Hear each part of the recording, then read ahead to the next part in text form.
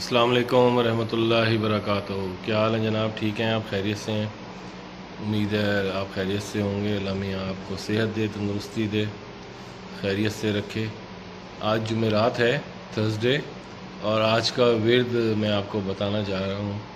آج کا جو ورد ہے وہ بڑا زبردست ورد ہے، اور اس میں بڑی رحمتیں اور برکتیں ہیں اللہ تعالیٰ کی۔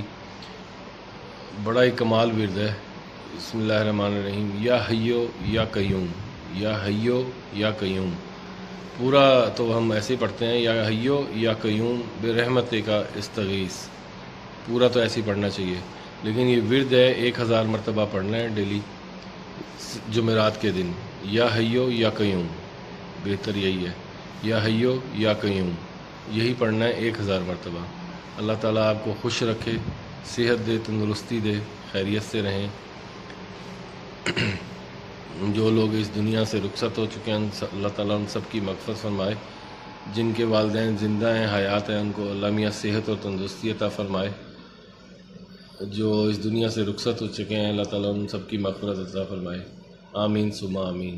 اپنا خیال رکھیے، اپنے لوگوں کا خیال رکھیے، اپنے ہمسایوں کا خیال رکھیے، آس پاس کے دیکھا کیجیے، آس پاس کوئی لوگ کوئی مصیبت میں ہیں تو ان کی مدد ضرور کیا کریں۔ خاص طور پہ روڈ پہ چلتے ہوئے جو لوگ پرابلم میں ہوتے ہیں ان کا خیال رکھا کیجیے، ان کی ہیلپ کیجیے۔ اور 5 وقت نماز پڑھنا بہت ضروری ہے، 5 وقت نماز پڑھیے اور اللہ کو یاد کیجیے۔ دعاؤں میں مجھے بھی یاد کیجیے، ہم آپ کے لیے دعا کریں گے انشاءاللہ۔ اللہ میاں آپ کی تمام خواہشات پوری کرے، آپ پہ رحمتیں ہوں، برکتیں ہوں، روزی روٹی میں برکت ہو الحمدللہ۔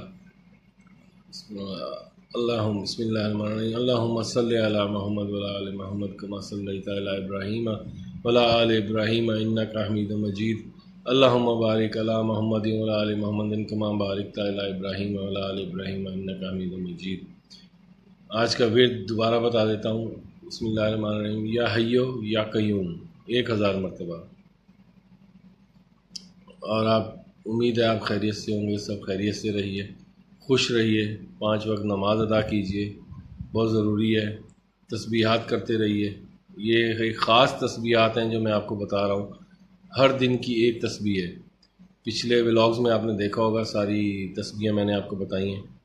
اور یہ آج جمعرات ہے، جمعرات کی کل انشاءاللہ جمعہ ہے، جمعے کی بھی تسبیح آپ کو بتائیں گے انشاءاللہ۔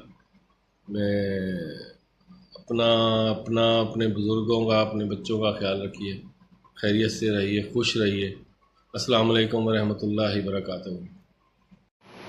آج آپ کو ایک اور بات بتاتا چلتا ہوں کہ قرآن مجید میں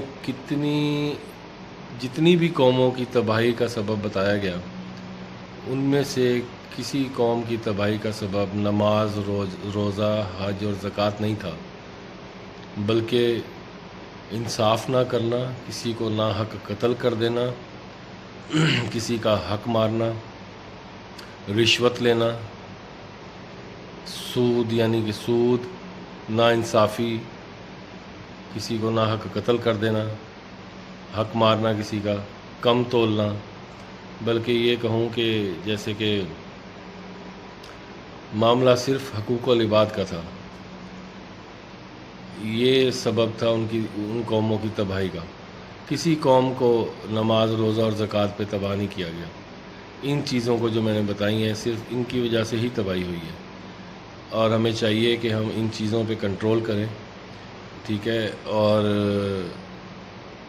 کوشش کیا کریں کسی کا حق نہ ماریں، کسی کے ساتھ زیادتی نہیں ہونی چاہیے، ناحق قتل نہیں ہونا چاہیے، کم نہیں تولنا چاہیے، انصاف کرنا چاہیے، سچ بولنا چاہیے، سچ کی راہ پہ چلنا چاہیے۔